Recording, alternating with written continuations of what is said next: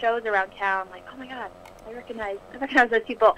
And they're always out and networking, and everyone's just so friendly here. It's awesome. I've loved co-writing. I usually co-write, like, every write. I haven't written by myself in a while because it's just so fun. Like, you get to collaborate with another artist or songwriter who may have a bigger strength than you do, and then you come together and make this really awesome song.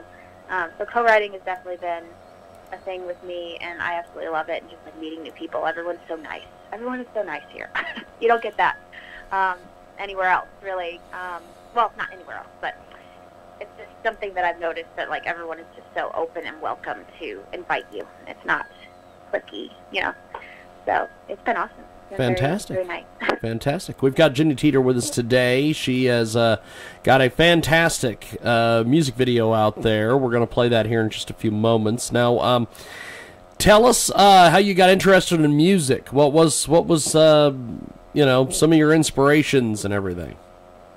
Yeah. So the first singer-songwriter that I fell in love with was in high school. It was Michelle Branch.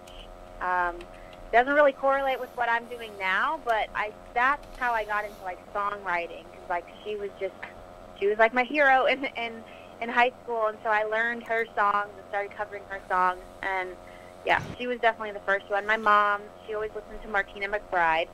I would jump off our home speakers and just sing and dance to Martina McBride. I loved it. So and then my dad, he loved classic rock. So I think that's where a lot of my rock influence comes from. It's just like he loved Aerosmith. Like he would always take us out on drives and trips and to Colorado. And I was born in North Dakota, so we would just like go all sorts of places and just drive down the road, listen to classic rock. It was awesome, and I loved it.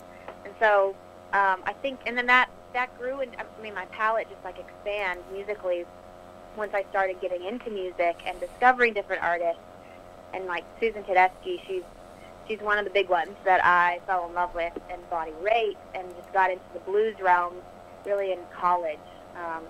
Is when I kind of first started diving into that, and just listening to them. And Tedeschi Trucks Band, they're a huge influence. I just absolutely fell in love with them when I went to see them in Columbia, Missouri. So they're definitely a big influence to my music now. And then I started getting into pop. Like I love the pop production and the catchiness of that. And so like ZZ Ward and Grace Potter was a huge one for me. Like she's badass. I love Grace Potter. she's so good. And I saw her live in concert too, just like owning the stage with her confidence and vocals and guitar, and like I was like, okay, I want to be her. Like that's like she's totally. I was starstruck by her, and so I think a lot of my vocal tendencies come from her too, because she just belts it, and she kills it, and I'm definitely not exactly like a quiet singer.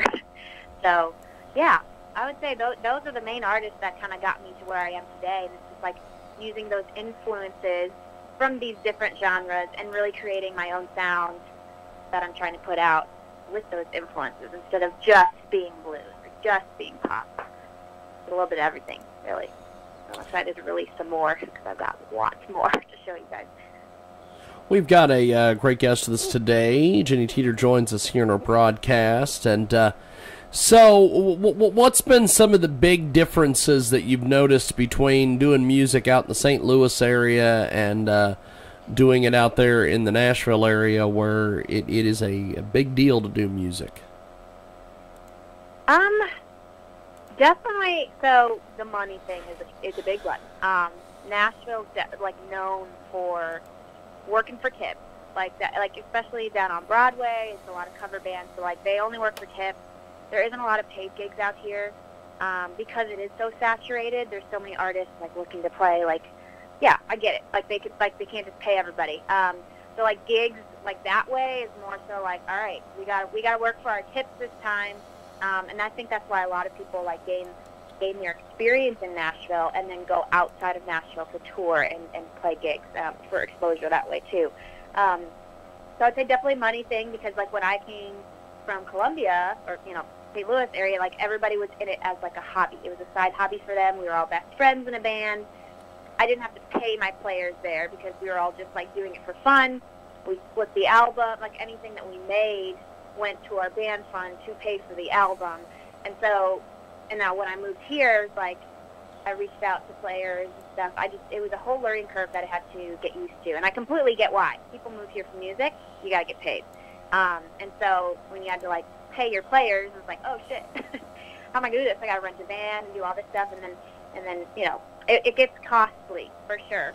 But it's worth it because you want to keep the good players around. And it's like they deserve to get paid. So it was definitely like a learning curve that way. And like, I don't know, I feel like there's just tons more opportunities to play here though too, because it is so saturated. There's every bar and restaurant and hotel venues wise is just like tenfold. There's so many more opportunities to play, and because it is such a community, there's groups out there for networking, like, hey, I'm looking for a songwriter for this night, or I need a bass player for this, and there's endless opportunity in Nashville because it is Music City. So that's like a pro. I mean, there's pros and cons to it all, but there's just way more opportunities to play and be heard here. Whether it's paid or not, there's definitely opportunities to get out there and play your songs, which is like a huge plus here. And I think that's why a lot of people love it, because, hey, I'm playing like 5 times a week or whatever it may be, because there's so many opportunities here. So we've got a great guest with us today. Joins us live here in our broadcast, coast to coast and border to border. Jenny Teeter is with us. She's a St. Louis native who made her move to Nashville, sharing her soul through her guitar and vocals, and she's with us today here on the telephone. Tell us about Surrender. We are going to play that video here in just a few moments. Yes, Surrender. So this song is sexy and fun. But it kind of dives deeper into a bigger topic of like female sexual empowerment. I want to like drive that to people, because obviously when you see the video, if you're listening to it the first time, most people aren't like carefully listening to the lyrics or anything. But it's definitely a sexual song. It was driven by meeting someone and just getting this I like to say primal feeling. Like it was just primal. I had never felt this way before. Like, I met this guy, and it was just, we locked eyes, and just, like, we knew that we both wanted each other, and just that the endless opportunities there are out there. It's like, I think females in general are scared to make the first move, from what I've noticed, and from how I was even raised. It goes deeper into that. Like, just females, I think, are just, you know, we're taught to be a lady.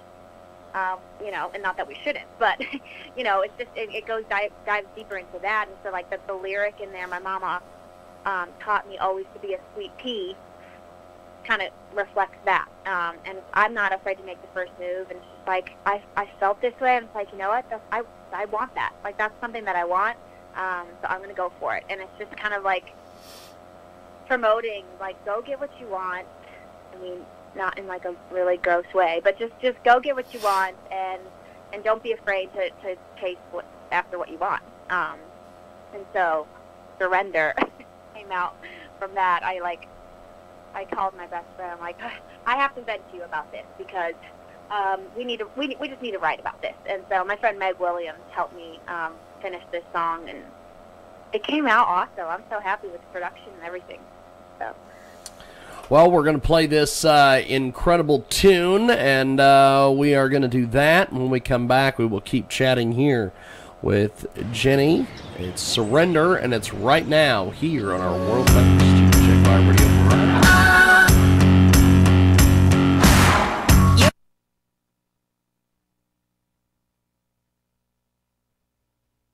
I'm Captain Obvious, and Hotels.com rewards me basically everywhere I...